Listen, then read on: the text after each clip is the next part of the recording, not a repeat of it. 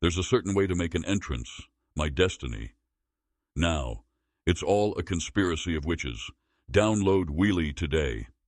For over a century, the legendary stories surrounding our great British airfields have inspired generations, including me. That's why I'm on a personal mission to travel across the UK, visiting some of our most significant airfields. I want to understand not only their contributions to our past, but also how they've helped shape our future. From Britain's very first flight to groundbreaking innovations like carbon fiber and the jet engine, extraordinary effort has been invested in preserving our aviation heritage. Join me as I explore the stories of the airfields that helped define Britain and the world. Today we're diving into the story of the flying boat. This shingle bank is known as Calshot Spit, located on the southern coast of Hampshire. It overlooks the Solent and beyond that, the Isle of Wight.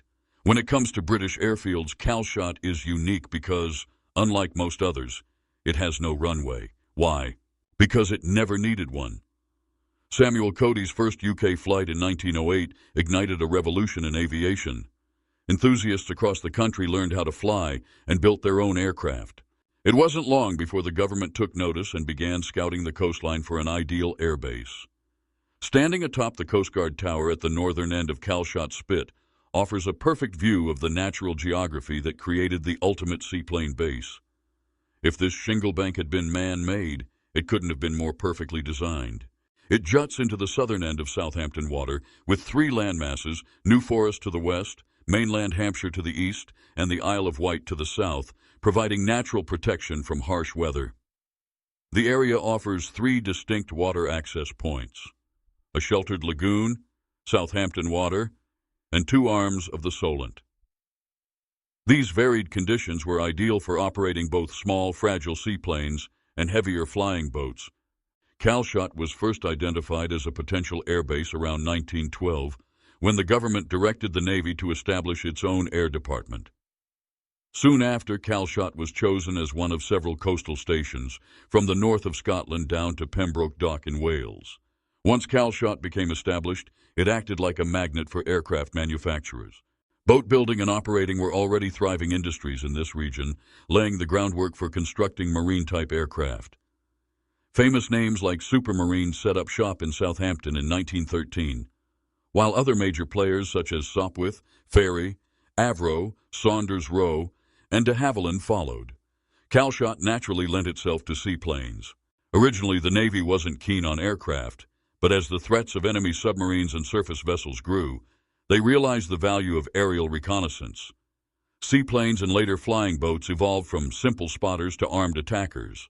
Calshot began as an evaluation and testing site, and eventually became a training center, remaining so up to the start of the Second World War.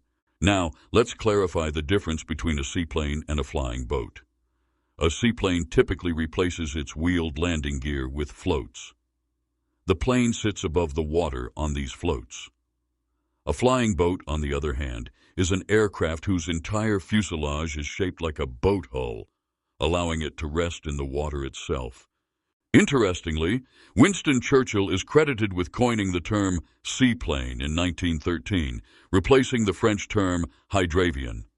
The first aircraft to arrive at Calshot in 1913 was the Sopwith Batboat.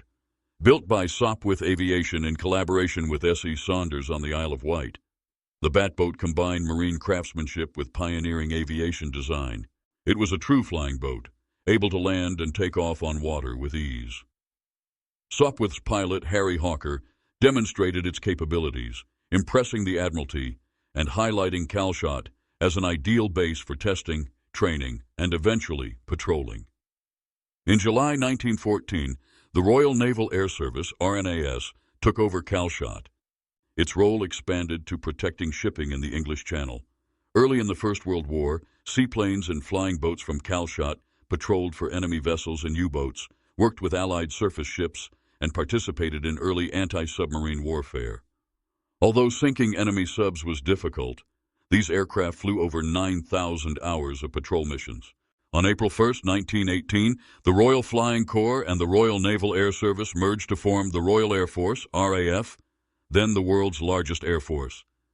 By 1922, Calshot was an RAF station, focusing on coastal reconnaissance, flying boat training, and hosting the prestigious high-speed flight, which competed in the Schneider Trophy, an international race that spurred remarkable advancements in aircraft speed and technology.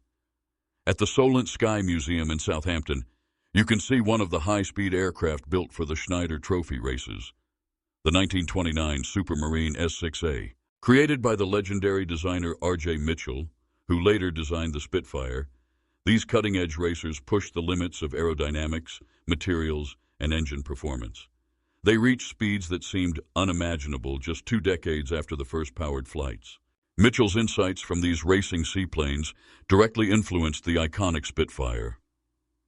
During this era, Italian inventor Guglielmo Marconi also recognized opportunities at Calshot. He tested his wireless radio systems here, improving communications between aircraft and base stations. Initially reliant on Morse code, advances in radio valves enabled voice transmissions, transforming aerial reconnaissance and air traffic control systems, ultimately boosting safety and efficiency in aviation. Calshot's legacy as the home of the seaplane attracted many major aviation players, ensuring that innovations in materials, design, and speed informed the next generation of aircraft, including those crucial to Britain's efforts in World War II. During WWII, Calshot's strategic location made it vulnerable to German attacks, leading many operational flights to relocate. The station then focused on maintaining and repairing flying boats like the Short Sunderland, nicknamed the Flying Porcupine for its formidable defensive armament. Sunderlands served in anti-submarine warfare roles, protected maritime convoys, and were essential to the Allied war effort. When Allied crews ditched at sea or were shot down, homing pigeons often played a surprisingly critical role in rescue operations. Despite the era's advanced communications, pigeons consistently delivered messages back to base with remarkable reliability, often surviving incredible hardships. After the war, Calshot continued to serve. During the 1948 Berlin crisis, RAF Sunderlands from Calshot flew missions to bring supplies into the blockaded city, utilizing Berlin's lakes as makeshift runways. The Berlin airlift became a testament to their versatility and endurance. By the 1950s, Calshot was primarily involved in marine craft maintenance for the RAF.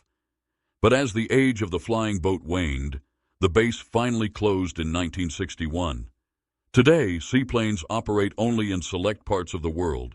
Modern air travel is fast, convenient, and cost-effective, but often lacks the romance and adventure that flying boats once promised.